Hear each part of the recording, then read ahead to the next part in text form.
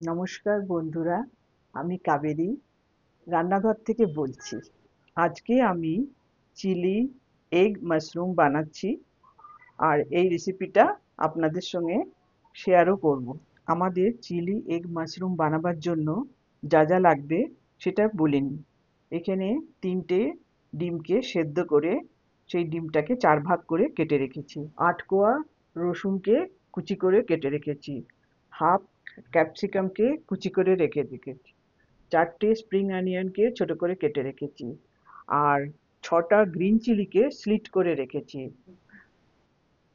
বড় চামচে 4 চামচ কর্নফ্লাওয়ার, 2টো বড় চামচে এটা ময়দা। এই সাইজেরই আমি বড় চামচ নিয়েছি, এরই মাপ নিয়েছি। আর লাগছে মাশরুম, এতে 8খানা আছে, এটাকে 2 ভাগ করে কেটে নিয়েছি। একটা ডিম, আদা রসুন বাটা, গোলমরিচ আর নুন। এবার সসগুলো বলে নিই। এটা সয়া সস, এটা অয়েস্টার সস, এটা প্লাম চিলি সস, আর এটা হট চিলি সস। বন্ধুরা, আপনারা যদি আমি এই প্লাম চিলি সসটাই ব্যবহার করেছি। এটা যদি আপনারা না পান তাহলে আপনারা টমেটো কেচাপও ইউজ করতে পারেন। আর এটা কিনেছি, ইম্পোর্টেড এটা। এটা যদি আপনারা না পান তাহলে আপনারা যেটা বাজারে অ্যাভেলেবল হট চিলি সস সেটাও ইউজ করতে আপনারা পারেন। এবার প্রথমে আমাদের একটু ব্যাটার বানিয়ে ফেলতে হবে। এখানে প্রথমে কর্নফ্লাওয়ার দিলাম, তারপরে ময়দা দিলাম,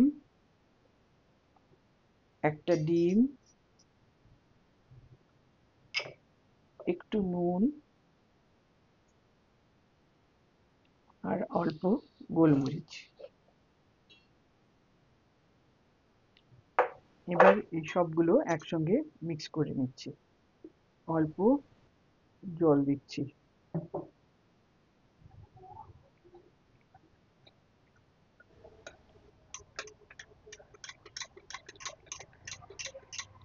এটাকে খুব ভালোভাবে ফেটিয়ে নিতে হবে।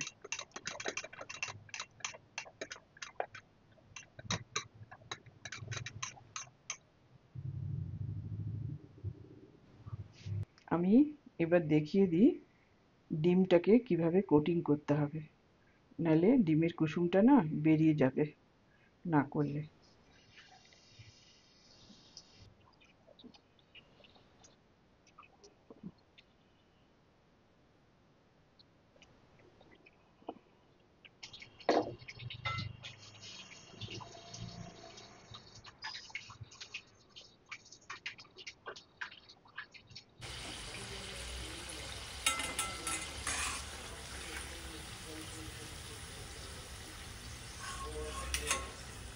আমি মাশরুমগুলোকেও এবারে ওই একইভাবে কোট করে সব ভেজে নিচ্ছি।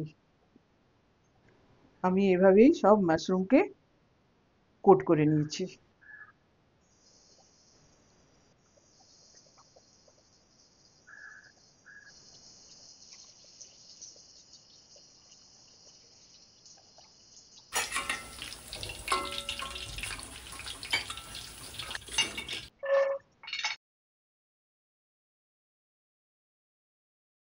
এবার 1 চামচ আদা রসুনের পেস্টটা দিয়ে দিলাম।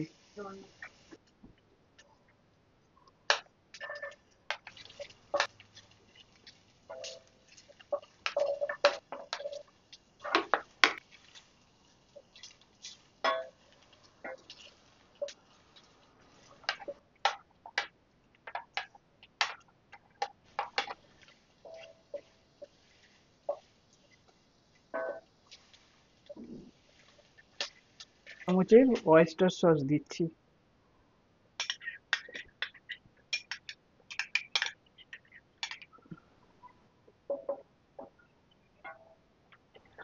প্লাম সসটা 1 বড় চামচের 1 চামচ, হট চিলি সসটা 1.5 চামচ,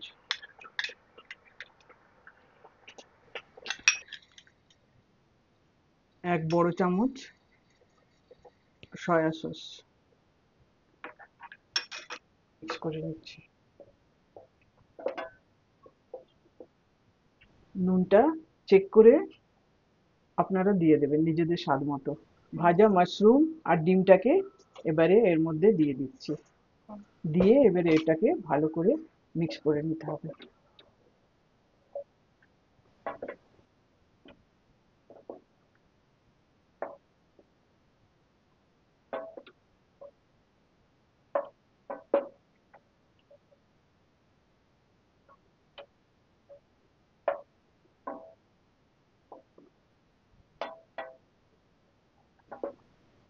আমাদের চিলি এগ মাশরুম রেডি।